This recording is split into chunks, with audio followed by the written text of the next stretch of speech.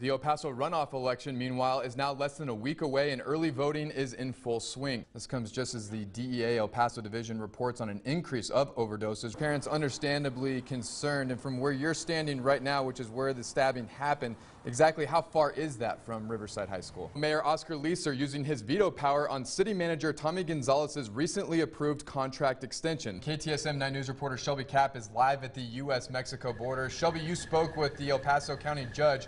Why does he say El Paso still needs to prepare for a migrant surge? Sweater weather for sure, maybe even something nice like pumpkin spice. That sounds See good. what I did there, right? Because tonight temperatures will dip below 40 degrees. None of this was here 6 years ago, and now there's a skyline, and it seems like El Paso really embracing this ballpark. Yeah. I always procrastinate when it So comes that to day you're sending flowers. You're like 100%, frantically yeah, looking. something like that. Maybe a couple days before. Don't tell mom.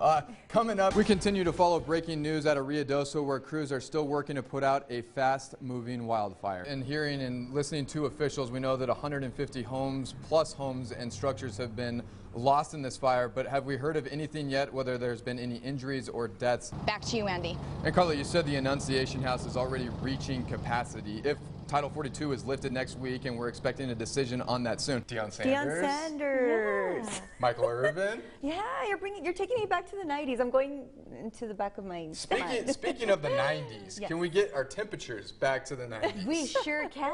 Just like we got to get the Cowboys back in the Super Bowl, right?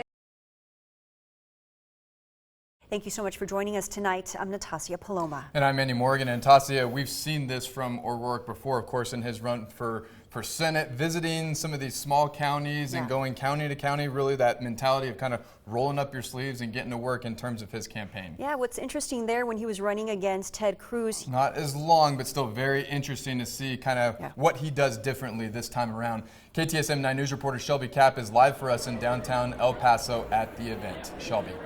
Shelby, thank you. Meanwhile, El Paso Congresswoman Veronica Escobar was arrested today in D.C. along with 16 other Democratic lawmakers at a protest outside of the U.S. Supreme Court. This less than 1 month after the Supreme Court issued a ruling that reversed Roe v. Wade. Protesters gathered at the Capitol building before walking to the U.S. Supreme Court. A total of 34 people were detained. The group knew that they would likely be arrested, but took part anyways in order to draw attention to their cause. We are hearing from one of the lawmakers on the Texas House Committee investigating the Uvalde school shooting response. Yeah, that lawmaker from right here in El Paso. Yeah, Stephanie, what does Representative Moody say about this type of investigation and why this was done? Well, he says, this type of investigation. Certainly been a very difficult couple of months since that shooting in Uvalde. Stephanie, thank you for bringing us that perspective. Yo, that looks pretty refreshing. Yeah, either that or maybe head to the pool or one of the water parks that we have in town.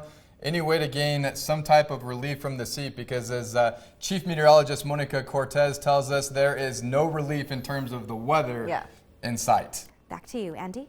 Monica, thank you very much. The El Paso County Sheriff's Office is warning people to be aware of scammers who are impersonating Sheriff's Office employees. That according to the Sheriff's Office. The scammers are impersonating employees in an attempt to steal money. Authorities say the scammer calls the victim and claims that the victim has ignored their jury duty summons or has unpaid tickets. The victim is then asked to make a payment to solve the matter. The Sheriff's Office reminds people that they would never contact you by phone requesting payment. Well, coming up, cooling centers are now available. As you just heard, Monica said it, triple digits are taking over the region.